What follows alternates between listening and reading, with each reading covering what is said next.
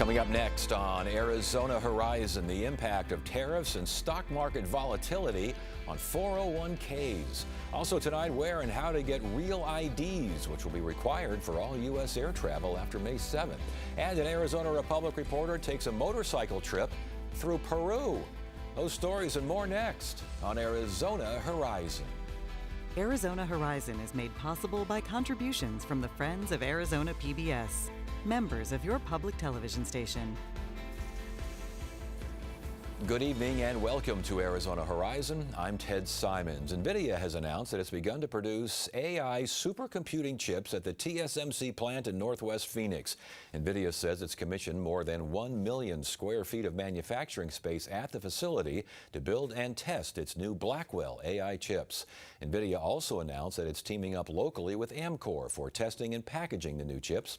NVIDIA says it plans to use advanced AI along with robotics and digital twin technologies to operate its facilities. Other headlines: a federal court held a hearing this afternoon on the case of a Maryland man wrongly deported to El Salvador. The judge in the case scolded the Trump administration, saying that the Justice Department has done, quote, nothing in following her order to facilitate the man's return. That said, the judge said that she will not, for now, hold the Trump administration in contempt of court, but will expand her definition of the word facilitate. Also today, the Justice Department officially fired an immigration lawyer who originally argued this particular deportation case. Trump administration accused the attorney of sabotaging the government's case after the attorney said that the U.S. should not have sent the man to El Salvador. Trump administration is looking to close nearly 30 embassies and consulates overseas. That's according to a State Department document which recommends closing 10 embassies and 17 consulates, mostly in Europe and Africa. It suggests that embassies in neighboring countries will cover areas impacted by the closures. And on this April 15th, news that the IRS is expecting to lose roughly 22,000 employees. That's how many are accepting the Trump administration's deferred resignation offer. Today was a deadline to accept the buyout, and it resulted in a 25% reduction in workforce. Former IRS officials say that the cuts to the agency could lead to problems, including collecting significantly less federal government revenue. On again, off again tariffs are making for volatility on Wall Street, which is making for concern among those watching their 401ks, especially those planning to retire soon. Joining us now is Jay Spector, co-CEO and partner of Evervest Financial. Jay, good to see you again. Thanks for joining us. Nice to see you, Ted. Thank you. All right, let's start base level here and move up. What is a 401k? It's a great question. What a 401k is, it's an employer-sponsored retirement plan that many of your viewers might have at their places of work. If they're in the public sector, it might be called a 457 account, or if they're a school teacher, a 403b account. But they do all the same thing for the investor. They let them save for retirement pre-tax or post-tax through a Roth component of the 401k for retirement. I want to try to get to Roth here in a second, but as far as 401ks in general, how resilient are they to market volatility? Well, it all depends on what the investor is investing in, because inside the 401k plan, think of the 401k as an envelope. Anything inside that 401k is what they're investing in. Could be in stock mutual funds, could be in bond mutual funds, could be in money market funds, could be on alternative investment funds. So it really depends on the investment mix that the investor is using. Well, so that said, the recent tariffs and the resulting turmoil on Wall Street, what is that doing to 401ks? Well, that has really caused havoc for the average investor. There has been a dearth of volatility in the market because of the tariffs and some other things going on in the market with respect to bonds and the 10-year Treasury movement. But that has caused a lot of volatility for investors and caused a lot of concern about whether their funds will be there when they need them for retirement. Before we go on with the 401ks, you mentioned the Treasury bonds, and that's got a lot of people's attention because you don't usually see bonds moving in that direction when the stocks are going in this direction. Correct. The bonds are typically a more stable investment for folks, but right now what we've been seeing in the last week or two, you've had the 10-year U.S. Treasury move from 3.91% up to 4.5%, and it's settling right now in the 4.3% range. Bond yields, which is the 4.3% that I mentioned, those move inversely to the bond price. When prices go down, the yield goes up, and conversely, when the yields go up, the value goes down. So from a distance, it looks like people are kind of getting out of the stock market a little bit. They're coming and going, but a lot of them are going. They're not apparently going to treasuries. Where do they go? Where's the money going? Well, people are still investing in the stock market. You know, you've seen on the average retail investor an increase in flows to a lot of major exchange traded funds and funds that are out there. So I don't believe the retail investor has left the stock market or is leaving the stock market. They're being a little more cautious. The signals that the 10-year Treasury are throwing out to the investment community are, I would think, more concerning, because you have this drastic move in the Treasury bonds. People are requiring more return, more yield, if you will, for the risk that is out there because of the tariffs and other global issues. And uncertainty, which is a big factor as well. How does uncertainty play in the world of 401ks? Well, uncertainty reigns supreme. I mean, what the stock market wants is certainty. And when you have a lot of uncertainty, you see a lot of volatility, and you see a lot of movement, you know, intraday movement in the stock market, where it might be down 300, up 500, down 1,000, and end positive 200. So that type of uncertainty and changing in messaging coming out of Washington, D.C. is causing this volatility we're seeing in the market. So those with years to go until retirement, I would imagine trying to time the stock market is a losing strategy, and usually exiting the market by way of 401ks can be usually a losing strategy. I get all that. What about those at or near retirement? So at or near retirement, folks need to take an inventory of what their risk is, what they're comfortable taking in terms of risk. They should also focus on dividend and interest-bearing investments so that you can use that dividend and interest income to smooth out the volatility in the market. Most importantly, folks should stay the course. You cannot time the market, and you cannot time the market in a 401k plan. As I like to say to clients, it's time in the market, not timing the market. So it's really important during volatile times like this to stay the course, focus on your investment plan and the retirement plan that you've put in place. For those who simply I can't take it anymore, we got to get out of this thing. Are there safe harbors out there for those who are thinking the 401k, I need more, it ain't happening? Yeah, so there are. People can go to money market funds, they can go to high yield savings accounts.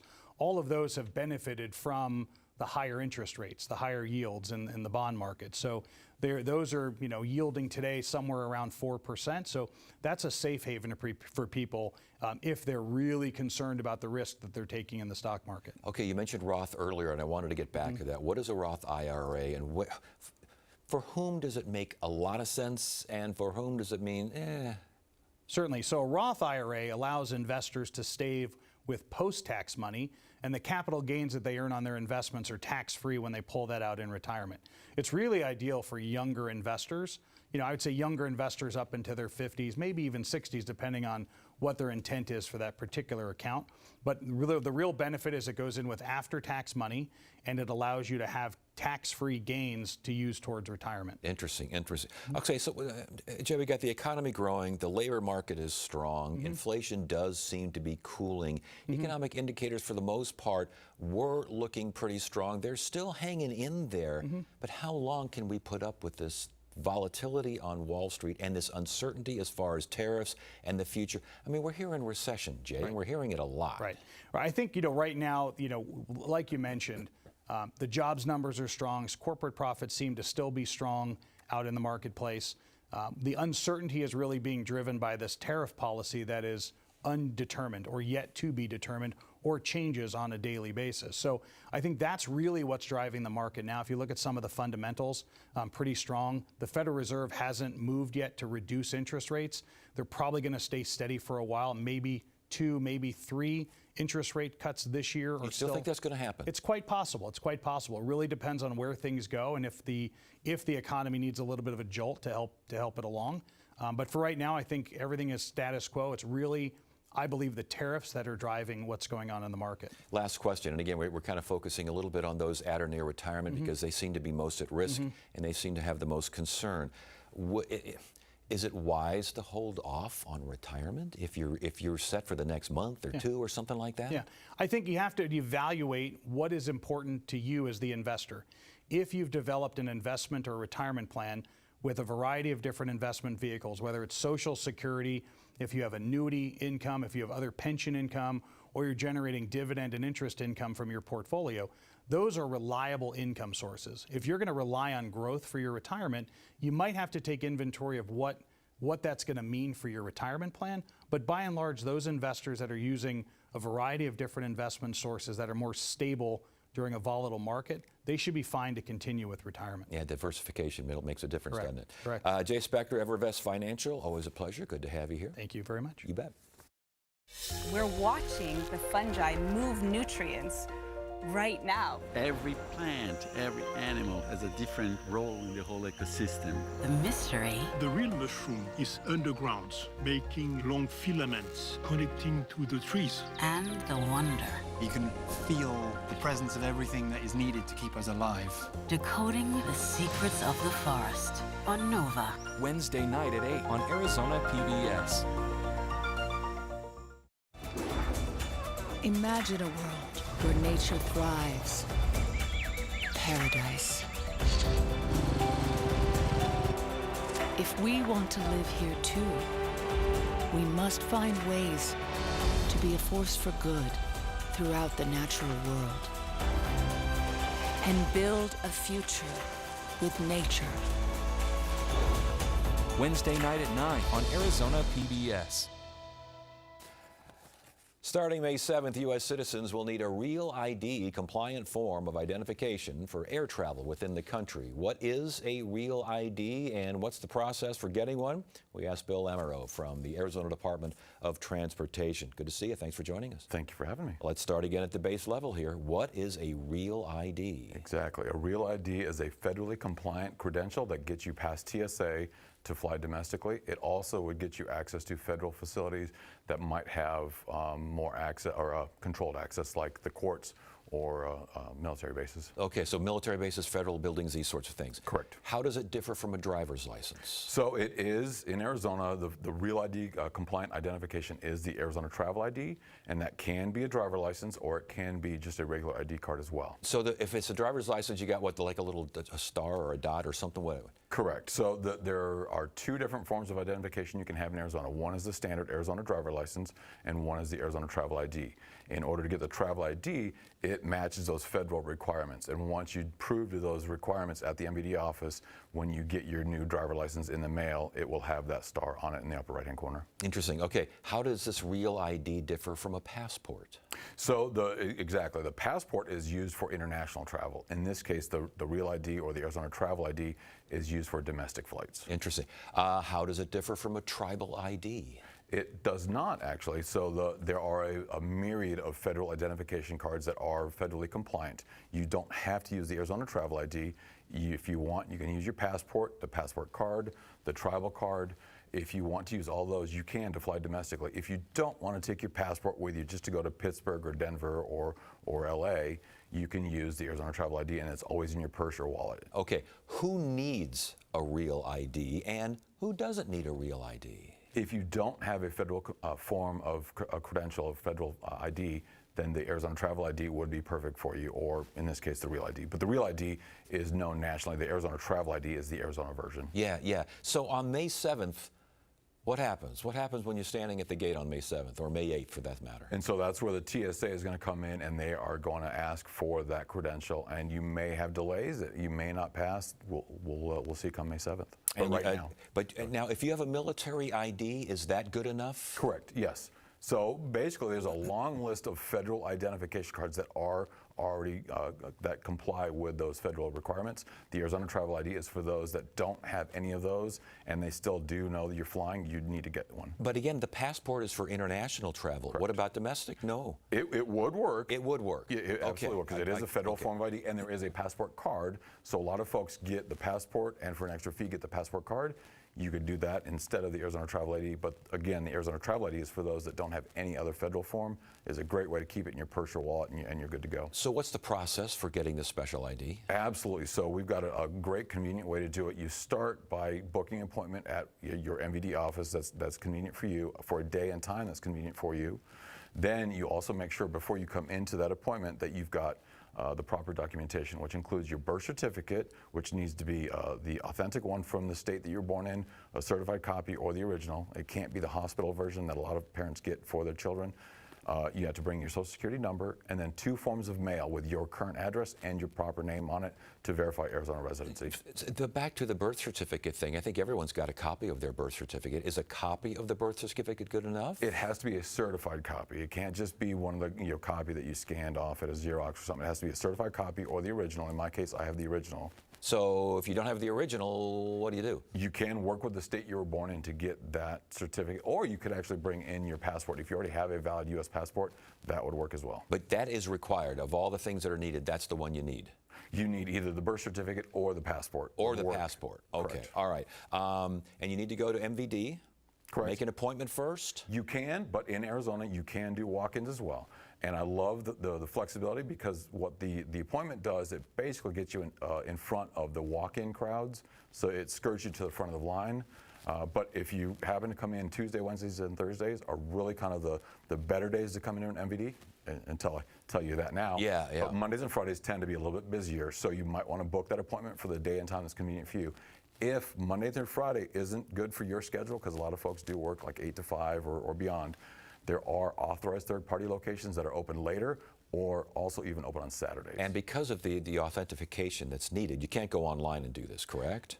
Some folks can. So there's a couple of requirements. And so in Arizona, you have to have your photo taken at least every 12 years. Now with the travel ID, that expiration bumps to 8 years. And so if you've got a photo that's newer than 8 years and you've already shown a lot of that identification information to the MVD and it's on file, you could actually even do it online and save yourself a trip to the MVD.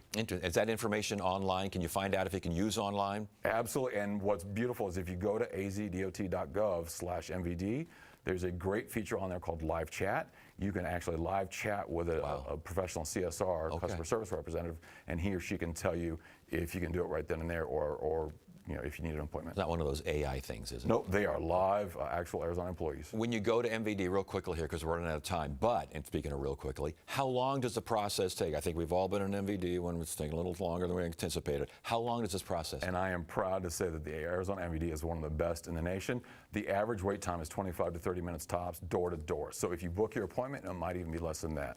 And how long, you're talking about the process or the wait time? The entire wait time, if you walk in the door from door to door, it's about 25 to 30 minutes.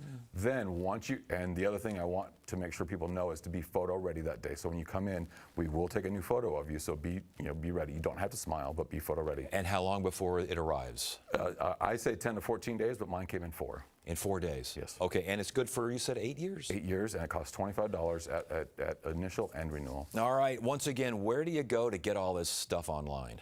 azdot.gov/MVD. Bill Amaro, A.MVD. Good information. Good to have you here. Thank you.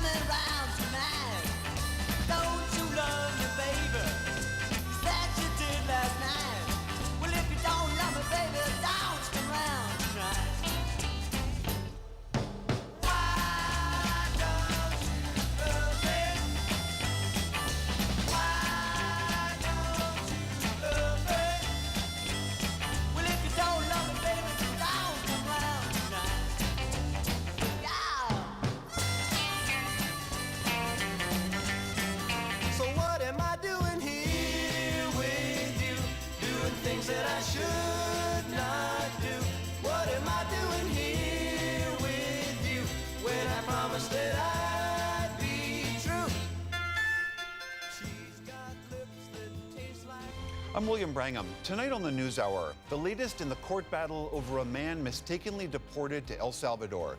Coming up at 6 on Arizona PBS.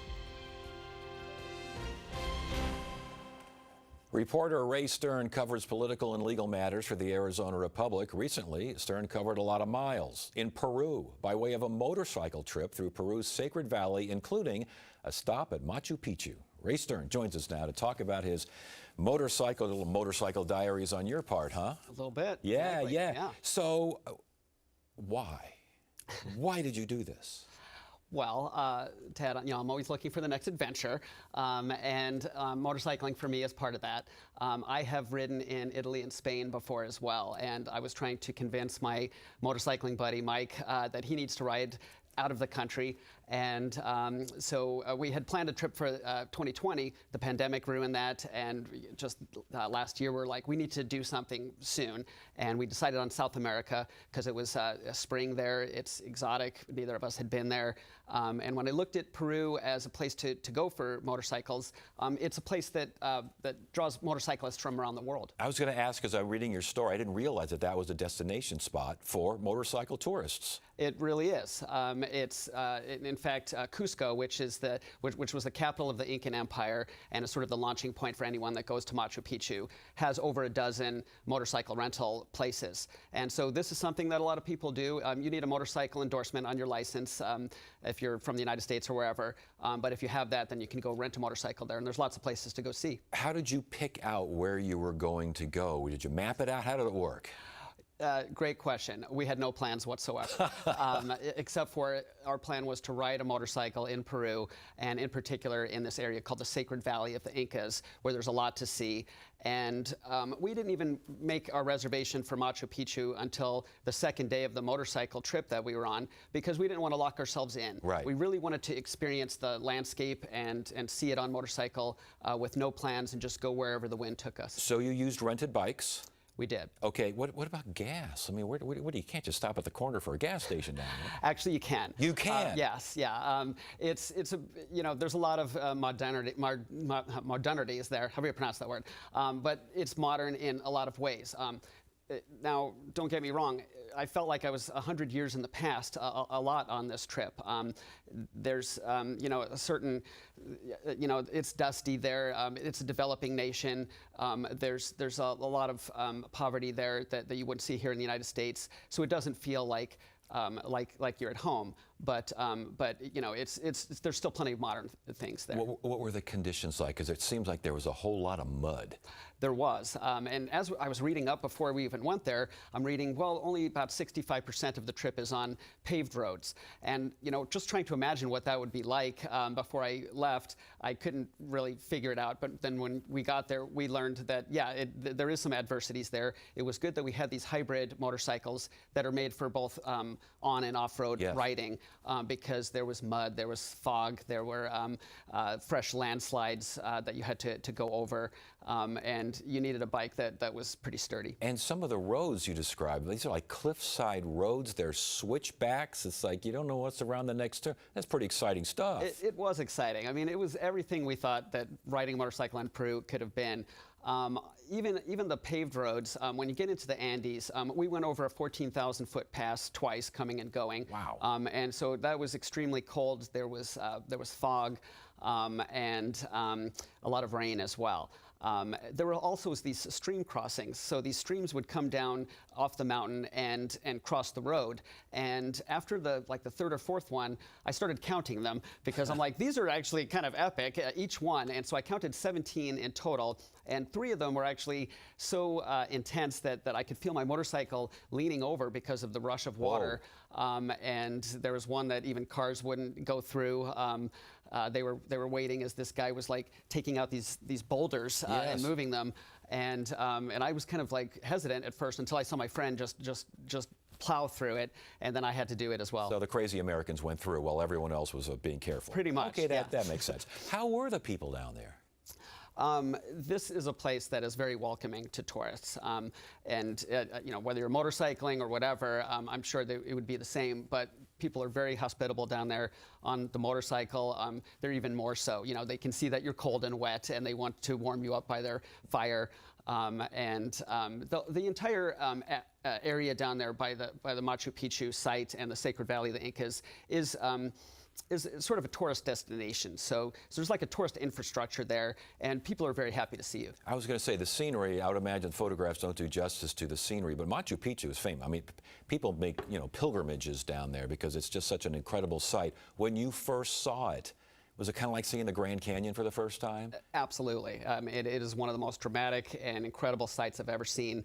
We've all seen the pictures of it.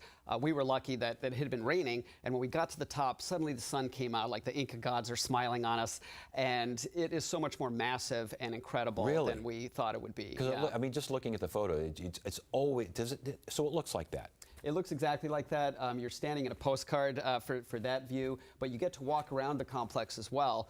And there are certain parts of it that you can't even see in this picture that just make it obvious that they just engineered entire landscapes and hills and whatnot for their purposes. Wow. So was that the best memory of the trip? What was your best memory of all this?